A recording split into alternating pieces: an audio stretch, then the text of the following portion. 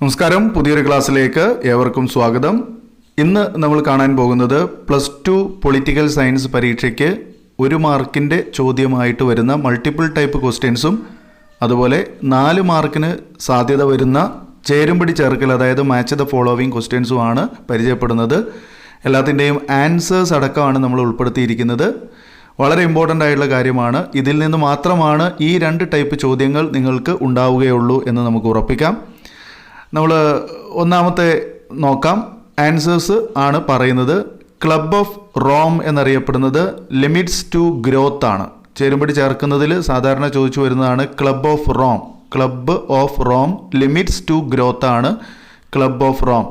ഭൗമ ഉച്ചകോടി നടന്നത് ബ്രസീലിലെ റിയോ ഡി ജനീറോയാണ്, അല്ലെങ്കിൽ റിയോ സമ്മേളനം അല്ലെങ്കിൽ റിയോ ഡി സമ്മേളനം എന്നൊക്കെ വിളിക്കപ്പെടുന്ന ഇതാണ് ഭൗമ ഉച്ചകോടി. അത് ബ്രസീലിലാണ്. റിയോ ഡി ജനീറോ ബ്രസീലിലാണ്. അതുകൊണ്ട് ബ്രസീൽ എന്നും വരാൻ സാധ്യതയുണ്ട്.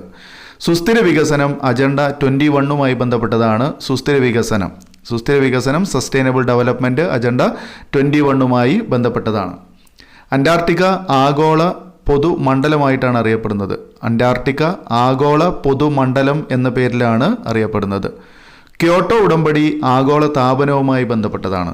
ആഗോള താപനവുമായി ബന്ധപ്പെട്ട് ആഗോള താപനത്തെ തടയുന്നതിന് വേണ്ടി നടന്ന സമ്മേളനമാണ് ക്യോട്ടോ ഉടമ്പടി എന്ന പേരിൽ അറിയപ്പെടുന്നത്. ഓക്കെ, അപ്പോൾ ഇത് നമ്മൾ ചേരുംപടി ചേർക്കുക അല്ലെങ്കിൽ മാച്ച് ദ ഫോളോവിങ് എന്ന രൂപത്തിലും അതുപോലെ നമുക്ക് വൺ വേർഡിൽ ഒബ്ജക്റ്റീവ് ടൈപ്പ് ക്വസ്റ്റ്യൻ ആയിട്ടും സാധ്യത കാണുന്ന ക്വസ്റ്റ്യൻസ് ആണ്. ഒന്നുകൂടെ പറയാം. Club of Rome limits to growth ആണ്. ഭൗമ ഉച്ചകോടി ബ്രസീൽ അല്ലെങ്കിൽ റിയോ സമ്മേളനം അഥവാ റിയോ ഡി ജനീറോ സമ്മേളനം. സുസ്ഥിര വികസനം അജണ്ട 21 ബന്ധപ്പെട്ടതാണ്. അന്റാർട്ടിക്ക ആഗോള പൊതുമണ്ഡലമാണ്. ക്യോട്ടോ ഉടമ്പടി ആഗോള താപനവുമായി ബന്ധപ്പെട്ടതാണ്. ഇനി മറ്റൊരു ചോദ്യം, ഹരിത വിപ്ലവം MS സ്വാമിനാഥനാണ്. വളരെ സാധ്യത ഉള്ള ഒരു ചോദ്യമാണ് ഹരിത വിപ്ലവം. MS സ്വാമിനാഥൻ. ഇന്ത്യയുടെ പാൽക്കാരൻ എന്നറിയപ്പെടുന്നത് വർഗീസ് കുര്യനാണ്. ഇന്ത്യയുടെ പാൽക്കാരൻ എന്നറിയപ്പെടുന്നത് വർഗീസ് കുര്യനാണ്. ഓപ്പറേഷൻ ഫ്ലഡ് എന്നറിയപ്പെടുന്നതും എന്താണ്? ഇന്ത്യയുടെ പാലുൽപാദനവുമായി ബന്ധപ്പെട്ടതാണ് ഓപ്പറേഷൻ ഫ്ലഡ്. അതും ആരുമായി ബന്ധപ്പെട്ടതാണ്? വർഗീസ് കുര്യനുമായി ബന്ധപ്പെട്ടതാണ്. ഇക്കോണമി ഓഫ് പെർമനൻസ് JC കുമാരപ്പയുമായി ബന്ധപ്പെട്ട പദമാണ്. ഇക്കോണമി ഓഫ് പെർമനൻസ് എന്നുള്ളത്, അതായത് ഗ്രാമീണ വ്യവസായത്തിന് ഊന്നൽ നൽകിയത് JC കുമാരപ്പയാണ്. അങ്ങനെയും നിങ്ങൾ പഠിച്ചു വെക്കണം. ഗ്രാമീണ വ്യവസായത്തിന് ഊന്നൽ നൽകിയ വ്യക്തി JC കുമാരപ്പയാണ്. ഇക്കോണമി ഓഫ് പെർമനൻസ് എന്ന അത് ആരുമായി ബന്ധപ്പെട്ടതാണ്? JC കുമാരപ്പയുമായി ബന്ധപ്പെട്ടതാണ്. ഇന്ത്യയുടെ പാൽക്കാരൻ എന്നറിയപ്പെടുന്നത് വർഗീസ് കുര്യനാണ്. ഇന്ത്യയിൽ ഓപ്പറേഷൻ ഫ്ലഡ് ആരംഭിച്ചത് വർഗീസ് കുര്യനാണ്. ഗുജറാത്തിലാണ് ആരംഭിച്ചിട്ടുള്ളത്. അതൊക്കെ ഒന്ന് ഓർമ്മയിൽ വയ്ക്കുക. ഹരിത വിപ്ലവം MS സ്വാമിനാഥനാണ്. ഹരിത വിപ്ലവത്തിൻ്റെ ഉപജ്ഞാതാവ്, ഇന്ത്യയിൽ ഹരിത വിപ്ലവം കൊണ്ടുവന്നത് MS സ്വാമിനാഥൻ ആണ് എന്ന കാര്യം. ഓക്കെ, ഇനി മറ്റൊരു ചോദ്യങ്ങൾ നോക്കാം. ഇവിടെ നമ്മൾ ചില പാർട്ടികളുടെ പേര് കൊടുക്കുന്നുണ്ട്. പാർട്ടികളുടെ പേരും അതുപോലെ തന്നെ റൈറ്റ് സൈഡിൽ അതിൻ്റെ സ്ഥാപക നേതാക്കളുമാണ്. സാധാരണയായിട്ട് ഇത് ഒരു ചേരുംപടി ടൈപ്പ് ക്വസ്റ്റ്യൻ ആണ്. സാധാരണ കണ്ട് വരാറുള്ളൊരു ചോദ്യമാണ്.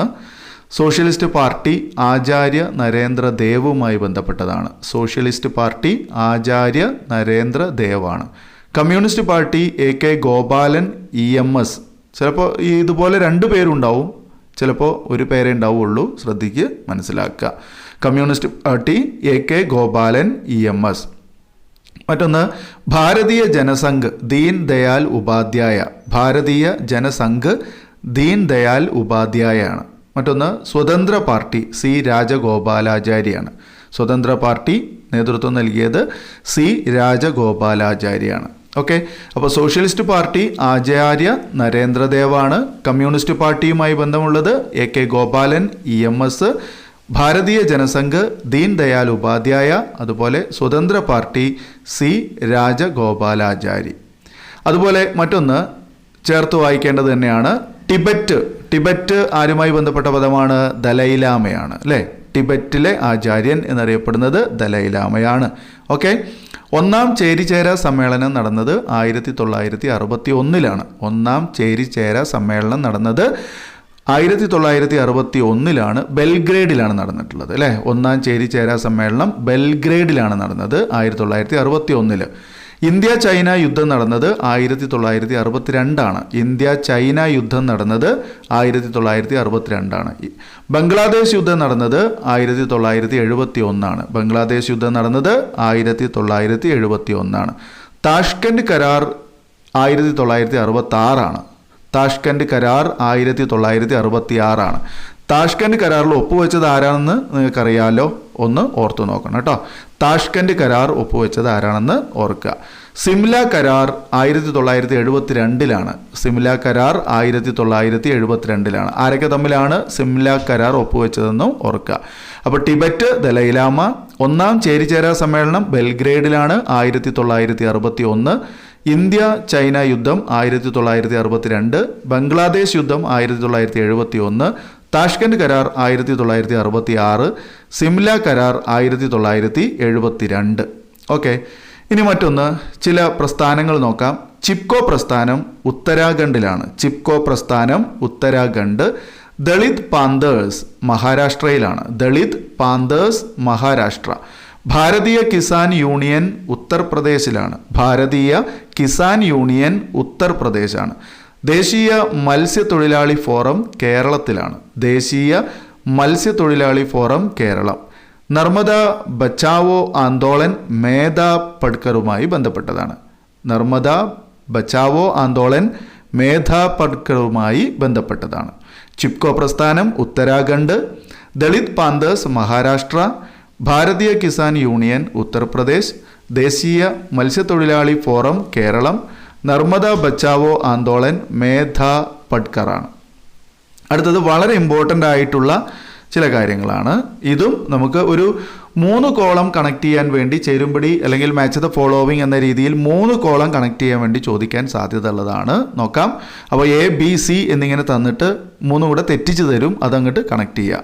ഓപ്പറേഷൻ ഡെസേർട്ട് സ്റ്റോം 1991 ആദ്യ ഗൾഫ് യുദ്ധമാണ് ഓപ്പറേഷൻ ഡെസേർട്ട് സ്റ്റോം എന്നറിയപ്പെടുന്നത്.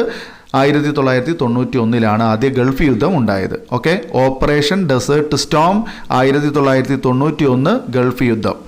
രണ്ടാമത്തത് ഓപ്പറേഷൻ ഇൻഫിനിറ്റ് റീച്ച് ആണ്. 1998 അമേരിക്കൻ എംബസി ആക്രമണത്തിനെതിരെയുള്ളതാണ്. Operation infinite reach 1998. മറ്റൊന്ന് ഓപ്പറേഷൻ എൻഡൂറിങ് ഫ്രീഡം ആണ്. 2001 ഓപ്പറേഷൻ എൻഡൂറിങ് ഫ്രീഡം 2001 ഭീകരതയ്ക്ക് എതിരായ ആഗോള യുദ്ധമാണ്. ഓപ്പറേഷൻ എൻഡ്യൂറിങ് ഫ്രീഡം എന്നറിയപ്പെടുന്നത് 2001. Operation Iraqi freedom 2003. Operation Iraqi freedom 2003. ഇറാഖിലെ ബഹുജന നശീകരണ ആയുധങ്ങൾ വികസിപ്പിക്കുന്നതിൽ നിന്നും തടയുന്ന ഒരു നയമാണ് ഓപ്പറേഷൻ ഇറാഖി ഫ്രീഡം എന്നറിയപ്പെടുന്നത്. ഓക്കെ, അപ്പോൾ ഇത്രയും കാര്യങ്ങൾ കൃത്യമായിട്ട് പഠിക്കണം. ഇത് വളരെ ഇമ്പോർട്ടൻ്റ് ആണ്, സ്ഥിരമായിട്ട് പരീക്ഷയ്ക്ക് ചോദിക്കുന്നതാണ്. ഓക്കെ, ഒരിക്കൽ കൂടി നോക്കാം. ഓപ്പറേഷൻ ഡെസേർട്ട് സ്റ്റോം 1991 ആദ്യ ഗൾഫ് യുദ്ധം. Operation infinite reach 1998 American embassy ആക്രമണത്തിനെതിരെ നടന്നത്. ഓപ്പറേഷൻ എൻഡ്യൂറിങ് ഫ്രീഡം 2001 ഭീകരതയ്ക്കെതിരായ ആഗോള യുദ്ധം. ഓപ്പറേഷൻ ഇറാഖി ഫ്രീഡം 2003 ഇറാഖിനെ ബഹുജന നശീകരണ ആയുധങ്ങൾ വികസിപ്പിക്കുന്നതിൽ നിന്നും തടയുന്ന ഒരു നയം. ഇനി ലാസ്റ്റ് ഭാഗത്തേക്ക് നോക്കാം. ആഗോള പൊതുസ്വത്ത് സംരക്ഷിക്കുന്നതിനായി ഉണ്ടാക്കിയ 3 കരാറുകൾ ഏതൊക്കെയാണെന്നാണ് ഈ ചോദ്യം. അങ്ങനെയും ചോദിക്കാവുന്നതാണ്. ആഗോള പൊതുസ്വത്ത് സംരക്ഷിക്കുന്നതിന് വേണ്ടി ഉണ്ടാക്കിയ 3 കരാറുകൾ എഴുതുക.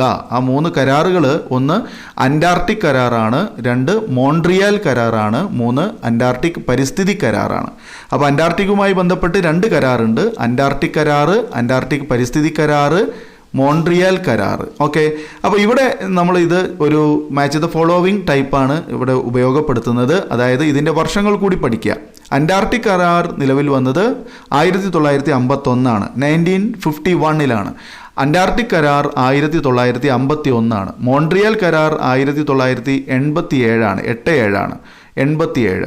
അന്റാർട്ടിക് പരിസ്ഥിതി കരാർ 1991. ഓക്കെ, അപ്പോൾ ഈ 3 കാര്യങ്ങൾ കൂടി ഇതിന് കൂടെ പഠിക്കണം. അതായത് ആഗോള പൊതുസ്വത്ത് സംരക്ഷിക്കുന്നതിന് വേണ്ടി ഉണ്ടാക്കിയ 3 കരാറുകൾ ചോദിച്ചാൽ നമുക്കിതിൻ്റെ പേര് മാത്രം മതി. അന്റാർട്ടിക് കരാർ, അന്റാർട്ടിക് പരിസ്ഥിതി കരാർ, മോൺട്രിയൽ കരാർ. പക്ഷേ ഇത് വൺ വേർഡിലേക്ക് വരികയാണെന്നുണ്ടെങ്കിൽ തീർച്ചയായിട്ടും ആഗോള പൊതുസ്വത്ത് സംരക്ഷിക്കുന്നതുമായി ബന്ധപ്പെട്ട കരാർ ഏത് എന്ന് പറഞ്ഞുകൊണ്ട് നമുക്ക് ചിലപ്പോൾ ഓപ്ഷൻ തന്നേക്കാം 1 മാർക്കിന്. അല്ലെങ്കിൽ ചേരുംപടി ചേർക്കുന്നതിൽ അതിൻ്റെ വർഷങ്ങൾ തന്ന് കണക്ട് ചെയ്യാൻ വേണ്ടി പറഞ്ഞേക്കാം. അപ്പോൾ കൃത്യമായിട്ട് മനസ്സിലാക്കുക. അന്റാർട്ടിക് കരാർ 1951, അന്റാർട്ടിക് പരിസ്ഥിതി കരാർ 1991, മോൺട്രിയൽ കരാർ 1987. അപ്പോൾ ഇത്രയും കാര്യങ്ങളാണ് പ്രധാനപ്പെട്ട പൊളിറ്റിക്സിൻ്റെ അല്ലെങ്കിൽ പൊളിറ്റിക്കൽ സയൻസിൻ്റെ +2 പ്രധാനപ്പെട്ട മാച്ച് ദ ഫോളോവിങ്, അതുപോലെ തന്നെ വൺ വേർഡിലേക്ക് ഏറ്റവും ഇമ്പോർട്ടൻ്റ് ആയിട്ടുള്ള കാര്യങ്ങളാണ് തന്നത്. കൃത്യമായിട്ട് പഠിക്കുക. ഏറ്റവും നന്നായിട്ട് മാർക്ക് നിങ്ങൾക്ക് സ്കോർ ചെയ്യാൻ പറ്റും ഉറപ്പാണ്. നമ്മൾ ചെയ്തിരിക്കുന്ന എല്ലാ വീഡിയോസും നിങ്ങൾ കൃത്യമായിട്ട് കാണുകയും പഠിക്കുകയും ചെയ്യുക. ഓക്കെ, മാക്സിമം ഷെയർ ചെയ്യുക. ആദ്യമായി കാണുന്നവർ നമ്മുടെ ചാനൽ ഒന്ന് സബ്സ്ക്രൈബ് ചെയ്യുക. അതുപോലെ തൊട്ടടുത്ത് കാണുന്ന ബെല്ലൈക്കൺ ഒന്ന് എനേബിൾ ചെയ്യുക. അതുപോലെ ഷെയർ ചെയ്യാൻ മറക്കണ്ട, ലൈക്ക് ചെയ്യാൻ മറക്കണ്ട. ഇനി നമുക്ക് വീണ്ടും പുതിയ ഒരു ടോപ്പിക്കുമായി പുതിയ വീഡിയോയിൽ കാണാം. വീഡിയോ കണ്ടിരുന്ന എല്ലാവർക്കും നന്ദി. Thanks for watching.